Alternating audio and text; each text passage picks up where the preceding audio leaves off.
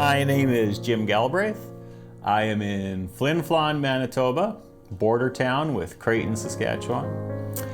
I'm the pastor of Flin, Flon First Baptist Church, and I've been here, this is my 4th year now. We candidated here September 2011 and loved it. Weren't too sure about the geography, but I've always thought it's more important to relate to and be with the people of the church than it is the geography where it's located. So Lori and the boys stayed behind. I was here until June. We reunited, did the big move, spent the summer here, and then the end of August of 2012, I was diagnosed with leukemia. It was life or death for a week or two when I was finally diagnosed and they began treatment and that. And by the end of April 2013, I was cleared to come back here, and that was always our goal. Just the week before this whole process started, back in 2014, we were at the board meeting, and I brought it to the board that our building we had at the time is on its last legs.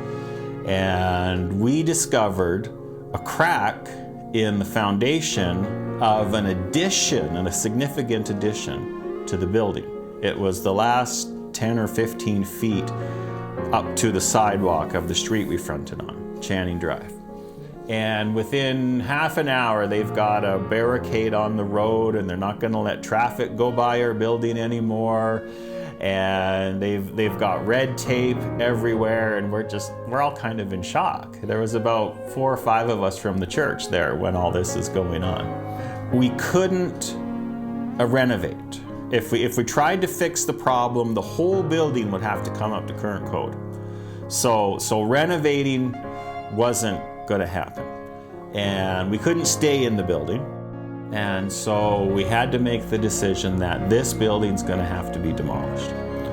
So a church that has been in its building for 76 years is now homeless.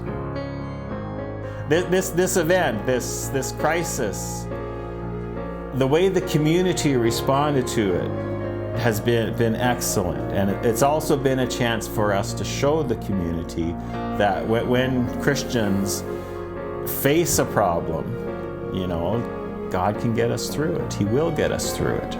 And we can roll with the punches a bit, right? Like, the one thing I knew, I didn't quite know how I was going to address it, but I knew I had to, was that there was going to be a lot of hurt. Because people here, there's 3-4 generation families here who all grew up in that old building.